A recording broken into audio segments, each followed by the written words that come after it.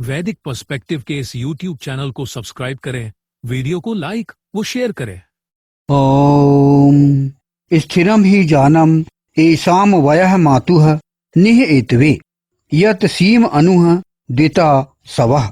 स्थिर ही है जन्म स्थान इनका, जीवन है माँ का निरंतर गमन हेतु, जो सर्वतः अनुकूल है दो का बल। यह ऋग्वेद के प्रथम मंडल के 37वें सूक्त का नवम मंत्र है। व्यवहारिक अनुकूलन के अंतर्गत घर, बच्चों, धन, नौकरी और बुजुर्गों की जिम्मेदारियों को परिस्थितियों के अनुसार बांटना, यह हम प्रैक्टिकल एडजस्टमेंट पर हम ध्यान दें। अगला है वैचारिक अनुकूलन। धर्म, शिक्षा, राजनीति या सामाजिक विषयों पर मतभेद हों तो अपमान के बजाय तर्क और संवाद करना। तो यह जरूरी है कि हम हमारे विचारों के आधार पर एडजस्टमेंट करें। फिर है जीवन लक्ष्य का अनुकूलन। पति का जीवन लक्ष्य और पत्नी का जीवन लक्ष्य तो वैसे एक होना चाहिए, फिर भी दोनों अपने अपने व्यक्तित्व को बनाए रखते हुए ऐसा साझा लक्ष्य बनाएं जिससे परिवार, संतान और समाज का कल्याण हो। तो वेद तो कहता है कि क्रमवंतो विश्वमार्यम, एक लक्ष्य यदि हमारा हो तो उसमें पति पत्नी अच्छी भूमिका निभा सकते हैं। तो वेद के अनुसार सूत्र हम कैसे निकालें इसके लिए इतने अध्ययन के बाद, कि पति पत्नी के अनुकूलन को या पति पत्नी के एडजस्टमेंट को केवल पति की बात मानना या पत्नी की बात मानना कहना अधूरा है। बेहतर सूत्र यह है कि दो स्वतंत्र व्यक्तित्व जो कि एक दूसरे का सम्मान करें, एक दूसरे से अच्छे से बात करें, एक दूसरे को अच्छे से समझें, एक दूसरे को अच्छे सहयोग करें और सारे कर्तव्य वे मिलजुल कर पूरे करें और तब फिर पारिवारिक सुख प्राप्त करें। यह हम वैदिक सूत्र हम निकाल के देखते हैं। और इसी कारण भगवान शिव पार्वती का उदाहरण विशेष रूप से महत्वपूर्ण यह है कि वे एक दूसरे की हूबहू प्रतिकृति नहीं बल्कि पूरक शक्तियां हैं।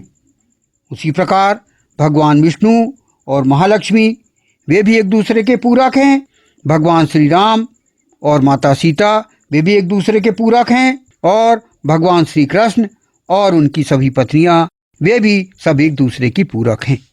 व्यक्तित्व किस प्रकार हमें बनाना चाहिए और किस प्रकार हमारे जीवन को सुखमय बनाना अति आवश्यक है, इसमें हमें कुछ ऐतिहासिक उदाहरण, कुछ पौराणिक उदाहरण से हमने ज्ञात किया।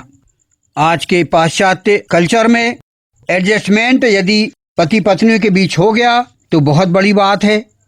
तो हम इन उदाहरणों से यह सीख सकते हैं कि पति पत्नी कैसे एक दूसरे के साथ एडजस्ट हों। जबकि दोनों का स्वभाव यदि विपरीत भी हो तो वेद, रामायण, महाभारत और पतंजलि योग दर्शन के आधार पर ऐसे व्यवहारिक उपाय हम ज्ञात करके पति पत्नी के बीच ऐसे एडजस्टमेंट पैदा कर सकते हैं जो कि हमारे लिए सुखदायी हो। पति पत्नी के स्वभाव में बहुत अंतर होने पर भी अनुकूलन पैदा किया जा सकता है। वैदिक परंपरा में इसका आधार दबाव या अधीनता नहीं बल्कि सहधर्मिता, संयम, संवाद और परस्पर सम्मान है। तो पति पत्नी में अनुकूलन कैसे पैदा हो, पति और पत्नी में एडजस्टमेंट कैसे पैदा हो, इसके कुछ उपाय हम ज्ञात करते हैं। आज हम इस पर चर्चा इसलिए कर रहे हैं कि आज हम देख रहे हैं कि पति पत्नी में वैचारिक मतभेद है तो वे परिवार से भी अलग हो जाते हैं। आज तलाक आम है, एक दूसरे पर अविश्वास करते हैं और कई घटनाएं मर्डर तक की भी हो रही हैं। इसीलिए हमें यह ज्ञात करना आवश्यक है कि यदि हम विवाहित हो गए हैं, पति पत्नी बन गए हैं, तो एडजस्ट करना तो अति आवश्यक है। तभी हम हमारी संतानों को, हमारे परिवार को सुखमय बना सकते हैं और बच्चों का भविष्य हम निर्माण करके और उनका उज्जवल भविष्य बनाकर उन्हें अच्छे डॉक्टर, नेता, समाजसेवी और बड़े बड़े पदों पर हम पहुंचा सकते हैं। परिवार के सुख के लिए, परिवार की सुख समृद्धि के लिए विपरीत स्वभाव होने के बाद भी हम एडजस्टमेंट कर सकते हैं। तो उनके कुछ उपाय पर हम चर्चा करते हैं। जैसे एक उपाय हम करें कि एक दूसरे को समझें। इसमें हम व्यवहार क्या करें? तुरंत निर्णय देने के बजाय पहले कारण समझें। हमें एक दूसरे को समझना है, तो समझने के लिए हम एकदम से हमारा डिसीजन ना बताएं, बल्कि पति पत्नी को समझे और पत्नी पति को समझे। तो यह अति आवश्यक है। फिर मधुर वाणी रखें, कठोर बात भी शांत शब्दों में कहें, यह आवश्यक है।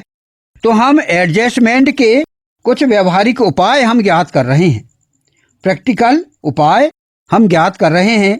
इन पूरे जो हमने सतयुग, त्रेता, द्वापर और मध्यकाल और आधुनिक काल के दंपतियों के व्यवहारों से हमने यह ज्ञात किया कि हम भी हमारे जीवन को सुख समृद्धि पैदा करने के लिए हमें यह जरूरी है कि हम पति पत्नी के बीच अच्छा सामंजस्य स्थापित करें और सफल हों।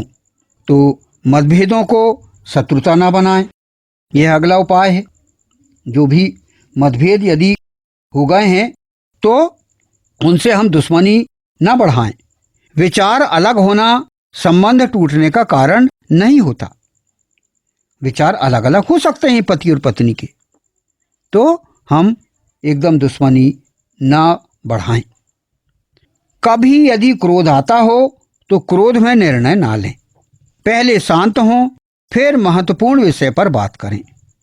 किसी को भी यदि गुस्सा आ गया है, पति को गुस्सा आ गया है तो पत्नी उन्हें शांत करे, और पत्नी को गुस्सा आ गया है तो पति उन्हें शांत करे।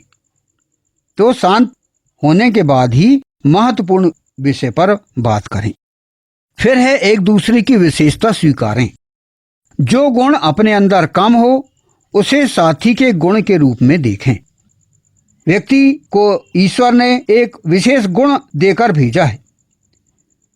हम उनकी विशेषताओं को जानें, परखें और उन विशेषताओं को हम पुश करें और उनको स्वीकार करके उनकी प्रगति में हम साथ दें। कर्तव्य बांटें। घर और परिवार का भार केवल एक व्यक्ति पर ना डालें, यानी मिलजुल कर हम अपनी जिम्मेदारी को बांटें। आर्थिक विषयों पर पारदर्शिता।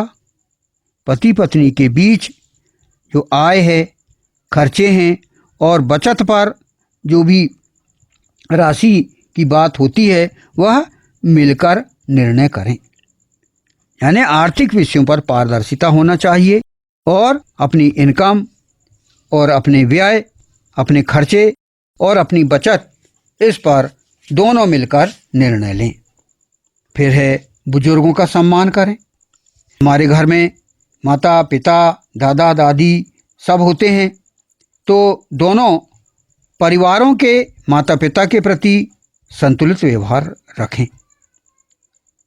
पति अपने ससुराल पक्ष का सम्मान करे और पत्नी उसके ससुराल पक्ष का सम्मान करे और संतुलित व्यवहार करे। संतान के विषय में भी एक नीति पर चलना अति आवश्यक है। बच्चे के सामने माता पिता एक दूसरे को नीचा ना दिखाएं, यह अति आवश्यक है। फिर निजी स्वतंत्रता का सम्मान करें। हर व्यक्ति को कुछ व्यक्तिगत समय और रुचियां रखने दें। हर किसी की व्यक्तिगत रुचि होती है तो उनका सम्मान करें। फिर प्रशंसा करें। उपाय यह है कि प्रशंसा करें। वह कैसे? कि साथी के अच्छे कार्य को सामान्य मानकर अनदेखा ना करें। आप उनकी प्रशंसा करें, उनकी तारीफ करें, एक दूसरे के कार्यों की। फिर गलती स्वीकार करें। प्रैक्टिकल क्या है? यह कहा जाए कि मैं गलत था या मैं गलत थी। कहना संबंध को कमजोर नहीं बल्कि मजबूत करता है।